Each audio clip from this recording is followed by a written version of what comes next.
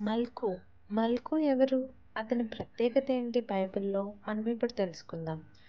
యోహాను సువార్త 18 అధ్యాయం 10-11 వచనాల్లో గెత్సేమనే తోటలో యేసు తన శిష్యులతో గడుపుతుండగా ఆయనను అరెస్ట్ చేసేందుకు ఒక బలమైన సేన వచ్చి చుట్టుముట్టింది.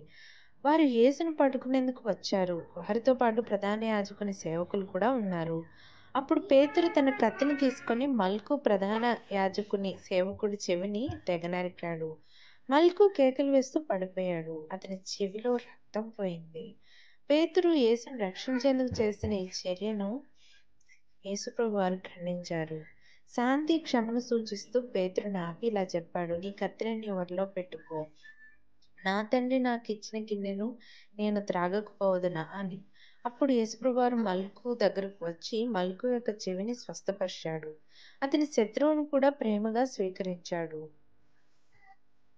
మిగతా సువార్తలలో లూకా మాత్రమే యేసు మల్కు చెవిని మళ్ళీ స్వస్థపరిచినట్లు 22:51 లూకా సువార్త వివరించింది. మత్తయి సువార్తలో, మార్కు సువార్తలో, లూకా సువార్తలో ఒక యాజకుని సేవకుడి చెవి అని మాత్రమే ఉంది కానీ అతని పేరు ఇవ్వలేదు. యోహాను సువార్త మాత్రమే మల్కు అనే పేరును స్పష్టంగా పేర్కొంది. మల్కు అప్పటి క్రైస్తవ సమాజానికి తెలిసిన వ్యక్తిగా ఉండొచ్చు, లేదా అతను ఆ సంఘటన తర్వాత విశ్వాసిగా మారుండొచ్చు కదా. బైబిల్‌లో మల్కు గురించి తర్వాత ఏమీ చెప్పలేదు, కానీ 2 ఆసక్తికరమైన విషయాలు ఉండొచ్చు.